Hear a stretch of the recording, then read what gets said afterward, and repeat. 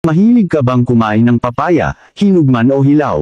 Ano ang mga dapat mong tandaan at pag-ingatan kung gusto mong kumain ito araw-araw? Bagamat ipinagdiriwang ang papaya para sa maraming benepisyo nito, mayroon din itong mga side effect kung sobra-sobra. Ang mababang calorie na prutas na ito ay may maraming benepisyo sa kalusugan na maya-alok.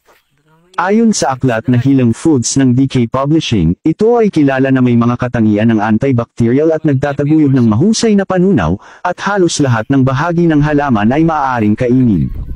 Ito ay isang magandang source ng antioxidant carotenoids tulad ng beta-carotene na tumutulong sa pagprotekta sa paningin.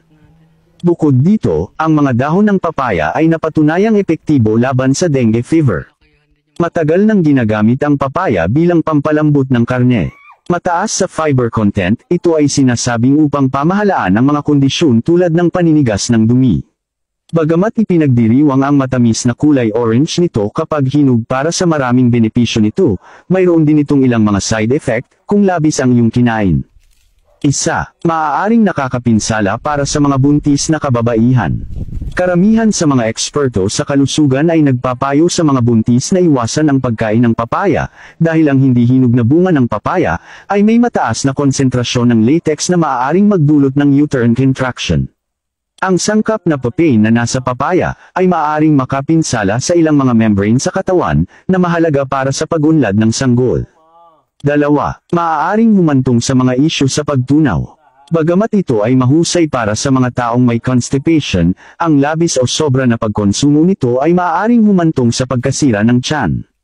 Bukod dito, ang balat ng prutas ay naglalaman ng latex na maaaring makairita sa tiyan at maging sanhi ng sakit at kakulangan sa ginhawa.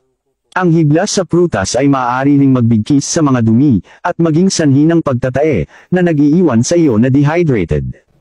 Tatlo, maaaring hindi maging maayos sa mga gamot. Ayon sa US National Library of Medicine, ang papaya ay maaaring makipag-ugnayan sa mga gamot na pampanipis ng dugo, na maaaring humantong sa madaling pagdurugo at bruising.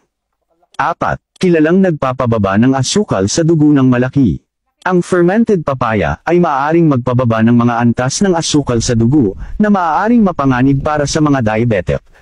Laging pinakamahusay na kumonsulta sa isang doktor, lalo na kung ikaw ay isang diabetes na umiinom ng mga gamot. 5. Maaaring magdulot ng iba pang allergy. Ang labis na pagkonsumo ay maaaring magdulot ng iba't ibang mga sakit sa paghinga tulad ng hika, congestion at wheezing. Pinakamainam na iwasan ang pagkain ng papaya sa maraming dami, upang maiwasan ang mga isyu sa kalusugan. Kung mayroon kang anumang karamdaman, kumonsulta sa isang doktor na higit na makakagabay sa iyo kung gaano karaming halaga ng prutas ang ligtas para sa iyo. 6. Maaaring magdulot ng mga sakit sa paghinga. Ang enzyme papain na nasa papaya ay sinasabing isang potensyal na allergen. Ang labis na pagkonsumo ay maaaring magdulot ng iba't ibang mga sakit sa paghinga tulad ng hika, kasekaipan at paghinga.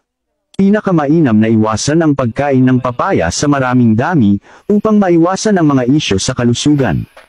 Kung mayroon kang anumang karamdaman, kumonsulta sa isang doktor na higit na makakagabay sa iyo, kung gaano karaming halaga ng prutas ang ligtas para sa iyo.